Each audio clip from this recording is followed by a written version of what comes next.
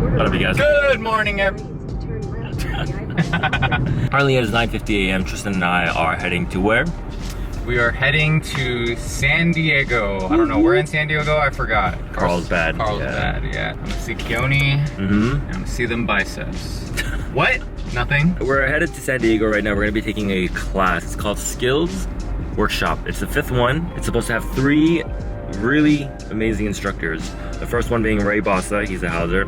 There's a guy named Alexander Chung, he's an industry gangster. And we all know this guy, Keone Madrid.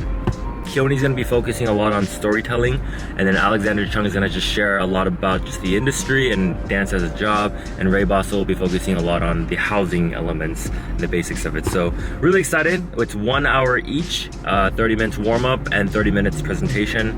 That's a 4.5 hour class pretty much. I would like not go to this kind of stuff because I just don't really do, but it's growth. You know, you gotta sometimes just do what you don't want to do in order to grow, like eating healthy and doing push-ups and running. And what made you want to go on this? I've been dancing for a while, but like when I was sometime around like 3 years ago, I kind of just gave up on dance and just slowly did it just as a hobby. But recently I've been like, you know what?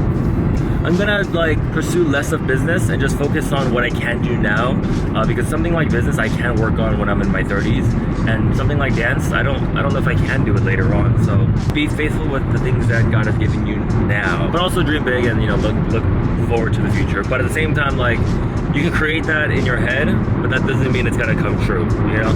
Because God has different plans for every single person. He can literally take everything away from you all at once. And so the best thing you can do now is just to like live in the moment, be faithful, and just take every opportunity that you can. Yeah. Amen. Absolutely agree. Oh, crap. Trust. Damn Talk to intelligence. Woo! I'm not cool, man. To have a life. You got glasses on at least. Anyone else We're good. becomes the third wheel. The skills workshop so hard. Trust. Woo! Okay. Woo! Why are we crying? Oh, you're crying. Okay. Oh. We're here early at the Skills Workshop. We didn't even take the workshop yet. We just finished driving. But we just basically listened to a sermon, and it was beautiful. So we just ended up crying. We were just both really quiet listening. And they were like, I was like, oh man, don't cry now, dude. Oh no. Anyway, we're dropping by 7-Eleven to get some snacks. But yeah, I'll just share what we just heard later on in the vlog, and it was just beautiful. So that's why stay single, Tristan. You're excited, huh? Yes. Yes, super. Alright, so we're here now. I'm group number 3, and we're gonna warm up for a little bit. Tristan, what group number are you? I am number 2, numero dos. Wonderful. Oh, we're splitting up. Yes. We're breaking this up, man.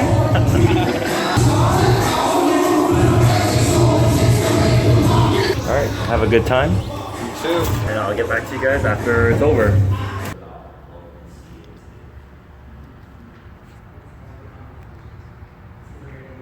Alright, Tristan and I finished the class. Let's take a quick selfie with them. Oh yeah. 1, 2, 3. A selfie video doesn't zoom. Whack. Well, crop in. Snapshot right here. Boom. Alright. Yeah. Yeah, we finished. It was a really good class. I'll share more with you guys at the end of this video, but yeah, overall it was fruitful. Yes. I learned a lot. My brain, my heart, and my soul is full, but my stomach is empty. Oh yeah, I'm hungry too. Let's go eat. Yeah, let's do it. Yeah, I'm down. Before we head back down, or back up, Tristan and I are eating. It's wonderful. The part about islands is that you get bottomless fries, so you can eat as much fries as you want and leave. So this is our first refill. We finished our own. Burger's great. All right, so the workshop is over. We just ate, and Tristan's driving. He's falling asleep. Tell him to wake up, guys. Tell him to wake up. He needs to wake up. Everyone clap 3 times and yell, Tristan! And give me that energy, you know? It's like Dora, like when you're like, where's Swiper? Is he here? Oh God, I'm really tired. Dude, we sweat. At least I sweat. Did you sweat a lot? Yeah, my shirt was Yeah, my shirt was like 95%. like if I slapped somebody with my shirt, I'm pretty sure I'd knock them out. Oh yeah, for sure. It was heavy. I think I wish I should have squeezed my shirt into like a cup. I wonder that would have been disgusting actually. I can only imagine. I think I'm good. I can only imagine. I can only imagine. Last thing, because you brought it up about the like skills workshop. I think something like this is really important because I think I saw this quote on someone else's Instagram recently, but it's about like if you're just like an athlete and you're not like learning anything, you're just like a meathead, like a thoughtless meathead. Yes. But if you're just like a scholar, but you're not training your body, like for us dancers, like if we're not training our body and we're just like thinking we have all these ideas and we have all this knowledge, but we can't execute it, then there's like no purpose for that. You have to have both. You have to be both a scholar and an athlete to be effective, you know? Yes. So thank you, Keone. Thank you, Alexander Chung. Thank you, Ray Bossa, for your lessons, for beating our bodies. It was great. It was wonderful. Beating our bodies and our minds. Yes. There's a lot of things that I do want to talk about, but I'm going to spread it out within 3 videos. So today I'm going to talk about key lessons that I learned from each instructor at the skills workshop. The second video I want to talk about why Tristan and I were crying in the car before the workshop. Yeah, that was a very, I would call it like a very vulnerable moment where we both just kind of like, we just cried, you know? So I'll explain that in tomorrow's vlog. And in the third video, I want to talk about music. Specifically on the topic of like, as a believer, as a person of faith, what kind of music do I listen to and what kind of music do I dance to? It's a very subjective topic, but at the same time, I do believe that like as a Christian, you should seek wisdom so that you can discern what is okay to use and not okay to use. And like content matters, but context also matters too. So today V3 released a new video. So if you haven't checked it out, go check it out. I'm not like 100% like proud of it, but I'm glad that it's out. You guys might know this song, but it's to a song called Happier by Marshmello. I have a very set structured value system of like what music is okay to use and what music is not okay to use at all, like any circumstance. There's music that is of God and there are music that are not of God. But sometimes it's very conditional. There are times where you can use non-Christian music to express worship so that you can show the glory of God through that. It's not that we're redeeming that music because we can't, like, we don't have the power to do that. But I'll explain that in the third video. I'm really excited to talk about that. But yeah, ever since like V3 started, I did not choreograph to any like non-Christian songs. I didn't have any problems with anybody on the team doing it, but I personally made a choice not to. But I uploaded a video. I choreographed to a song that's not a Christian song, and I want to share why I did that on the third video. So I'm just gonna stop talking about it, and I'll talk about it in the third. Building Block was hosted by Keone and Mari, and their vision is to give the necessary tools, the necessary building blocks to become a better dancer. So what's unique about this specific workshop that Tristan and I went to is that a typical workshop is like you go in, you stretch, you warm up, you learn a piece, and then you get into groups, you do it, and then you leave. This particular event was more focused on skills, like specific skills besides like dance. Tools that help you to become a better choreographer, tools to help you become a better performer, better dancer. So I went into Keone's class first, and so for an hour he just talked about storytelling. We didn't dance at all. We just did like a couple of acting, but for the most part he just showed a couple of videos and he wrote on the mirrors.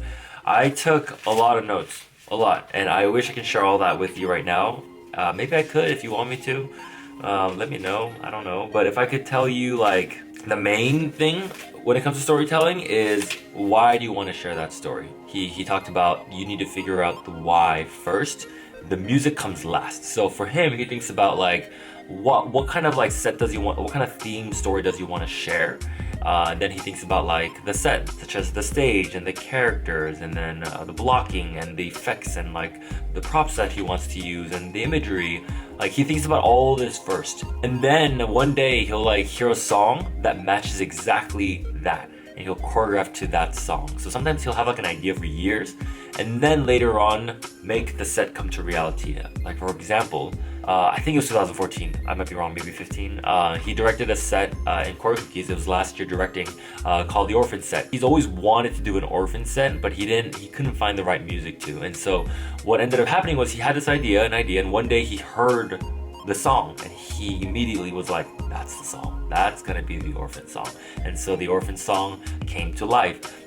In the midst of storytelling, he thinks about one specific theme, and that theme of that season was selflessness. And so the whole season, they just helped one another out, whether it was like one team member helping another team member out because this member couldn't make it to practice, whether it's like helping someone move or just being selfless and caring for others first. And so that whole season was that theme. This season for V3, our theme is victory.